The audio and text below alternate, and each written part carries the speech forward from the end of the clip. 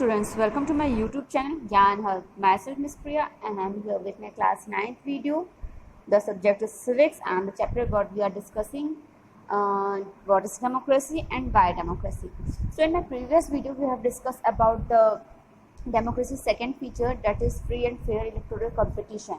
In that video we have discussed how everyone should have equal right to compete in the elections and with free and fair elections, and those who currently in power have a fair chance of losing. तो जिन्होंने मेरी last video नहीं देखी class 9 की, please make sure to visit my channel and have a glance at it. Okay, now in this video the topic is one person one man and one value. ठीक है ना, one person one vote one value. इसका मतलब क्या है हम जानेंगे, कहाँ पे ये लागू होता है, और इसी के संग हम जानेंगे अपनी डेमोक्रेसी का third feature, which is a very most and literally very important feature of our democratic country for a democracy. And now let's get started. So one person one vote one value. इसका मतलब क्या होगा, एक व्यक्ति एक मतदान और एक कीमत या एक उसका योगदान. इसका मतलब यही होता है. तो पहले हम जान लेते हैं कि डेमोक्रेसी की क्राइसिस क्या है. ठीक है ना, कि किस वजह से कुछ देशों में अभी भी ये डेमोक्रेटिक फीचर जो है, feature number third, one person one vote one value, क्यों नहीं अवेल होता है, और फिर हम इससे अपने इंडिया से कंपेयर करेंगे. Okay, in Saudi in until 2015 ना, until 2015 in Saudi Arabia women didn't have the right to vote. 2015 तक सऊदी में क्या था, जितनी भी लेडीज़ थी, जितनी भी फीमेल्स थी, जितनी भी वीमेन थी, they don't have any right to vote. उन्हें मतदान करने का अधिकार नहीं था, वो मतदान नहीं कर सकती थी. ओके, तो कहीं ना कहीं क्या था कि ladies are not included. Last in history you guys have studied about French revolution. In that also in passive citizens womens are included but they don't have any right to vote. कि हमने देखा था कि French revolution में भी same चीज़ थी कि womens were not allowed to vote, कि उन्हें अलाउड नहीं किया गया था कि वो वोट कर सके. Just in the same way Saudi Arabia till 2015, okay, till 2015 womens were not allowed to vote. Okay, now they are having that permission. Now the second one is Estonia has made its citizenship rules in such a way that people belonging to Russian minority find it difficult to get the right to vote. As you guys are pretty much aware that in our country also we guys are having a minority system. कि minority system हमारे देश में भी exist करता है, but still we don't discriminate them on the basis of their minority category or on their caste. But जब हम बात करते हैं इस्टोनिया की, हम बात करते हैं तो वहाँ के सिटीजनशिप के क्या रूल्स थे कि जो भी व्यक्ति अगर रशियन माइनॉरिटी से बिलोंग करता है, एक मेजॉरिटी, दूसरी तो रहती है आपकी माइनॉरिटी, अगर जो भी व्यक्ति रशियन माइनॉरिटी से बिलोंग करता है तो उनके लिए बहुत मुश्किल होता था, जो अधिकार है वोट करने का, मतदान करने का, उनके लिए बहुत ही ज़्यादा मुश्किल हो जाता था वोट करना, क्योंकि कहीं ना कहीं वो अप्रूवल नहीं मिलता था और उन्हें कई प्रॉब्लम्स को भी फेस करना पड़ता था वोट करने के लिए. Now the third point is in Fiji, the electoral system is such that the vote of an indigenous Fiji has more value than that of Indian Fiji. Okay, there is a word indigenous Fiji. Okay, indigenous Fiji की हम बात कर रहे हैं. ये है.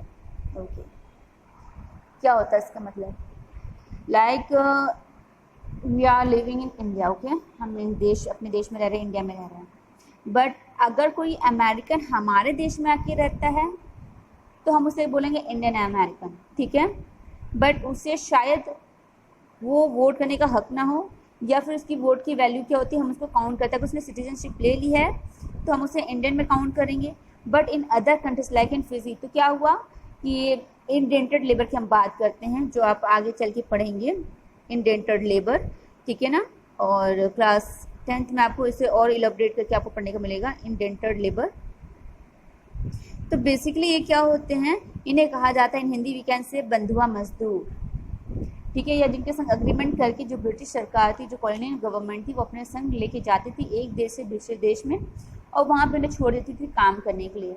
But somehow क्या होता था, कुछ तो वापस आ जाते थे, कुछ वहीं पे रह गए. जो वहाँ पे रह गए वो कहीं ना कहीं क्या हो गए, अगर हम इंडिया फिजी की बात करते हैं तो वो इंडियन फिजियन के नाम से जाने लगे. बट स्टिल क्या हुआ कि जब वो वहाँ पर रह गए तो उन्हें वो अधिकार नहीं मिले जो वहाँ के इंडिजिनस सिटीजन को मिलता, जो वहाँ के एक ताउम्र, जो बाय जेनेटिकली बाय फैमिली जो वहाँ के रहने वाले हैं, जिनके पुष्ट दर पुष्ट वहीं की रहने वाली, वहीं की निवासी है, उन्हें वो वैल्यू दी गई। बट जो कहीं और से आके उस देश में बसे, उन्हें वो वैल्यू नहीं दी गई। और यहाँ पे जैसे कि कह रहा है, in Fiji the electoral system is such that the vote of an indigenous Fijian has more value than that of an Indian Fijian. कि क्या कह रहा है कि जो वहाँ के रहने वाले फिजियन थे, उनकी वोट की वैल्यू, उनकी मतदान की मान्यता ज़्यादा थी किसी एक भारतीय फिजियन के अकॉर्डिंग। सो कहीं ना कहीं ये प्रूव कर रहा है कि जब हम बात कर रहे हैं डेमोक्रेसी की, तो कई ऐसे देश हैं जो डेमोक्रेसी की थर्ड फीचर को अवेल नहीं करते हैं, फॉलो नहीं करते, या कहीं ना कहीं उनकी कॉन्स्टिट्यूशन में इसको लागू नहीं किया जाता है। No, it's time to compare that third feature of democracy with India. You guys are totally aware that anybody in India above the age of 18 or he or she is of 18 years, जो भी व्यक्ति, जो भी नागरिक 18 साल या 18 साल से ऊपर का है, they are having the right to vote. We can't discriminate them on the basis of their sex, whether they are male or female, and what are the caste they used to follow.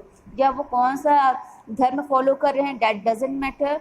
वो क्या हैं, date doesn't matter. अगर वो भारतीय citizen हैं, भारतीय नागरिक हैं, और वो 18 साल या 18 साल से ऊपर के हैं, तो उन्हें पूरा का पूरा अधिकार है कि वो मतदान कर सके.